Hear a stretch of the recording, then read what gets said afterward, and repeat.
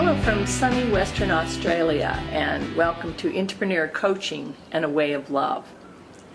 This is Marsha Orr, and I'd like to talk with us today about some of the ways in which we talk to ourselves. I'm considering the person that works with me on a daily basis. When I walk into the office, here's this complaint, that complaint, how I'm being and how others are being, and an endless dribble that comes out of my mouth of what's wrong with the world. This kind of language isn't really that constructive in terms of how I'm showing up in the world or how I'm seeking to see what it is that I want to create. And it's certainly not very helpful to the colleague that I work with. She's left with this situation of having to process all of my negativity and guard against contributing her own, which she does very effectively. But nevertheless, it's really quite impolite of me to lay that kind of emotional outburst onto her. I would like to ask us today to start looking this week for how it is that we allow our negative self-talk into the world.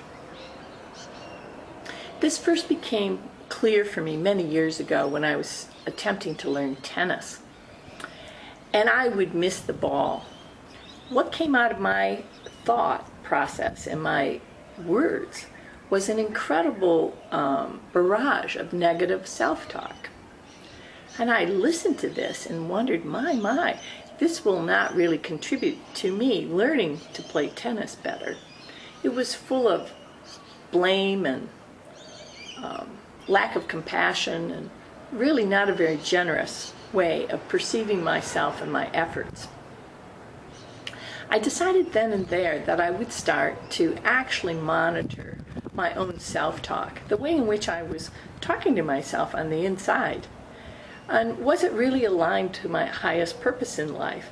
If I'm seeking to create something, it's one thing to decide or to watch or to be vigilant about whether I'm working in that way constructively or whether there's some other things I might do to add to support me in reaching my goal.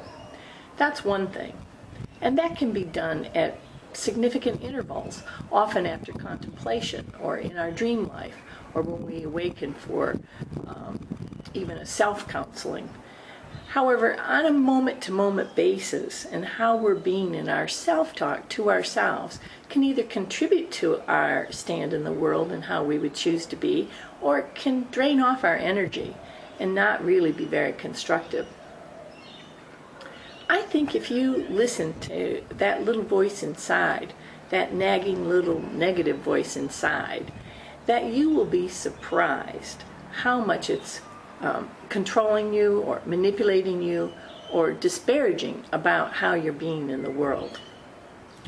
I ask this week that you pay special attention to that little voice and that actually you reframe it so that when it's coming out with something really negative about you or even about someone else, that you reframe those choices to a higher spiritual good that you are able to see is purposeful in your life and contributing to your life and to the lives of others. I think you'll find, first of all, an amazement at how negative you can actually be with yourself, let alone how we are with others. And I think if you practice this, even just for 1 week, 30 days would be far better. You will begin to notice how you can actually change that self-talk that is often negative to a much more compassionate, loving, forgiving, and generous self-talk that contributes more to your development in the world and supports you better in manifesting what it is that you're actually seeking to create in the world and the intentional presence that you seek to be in the world.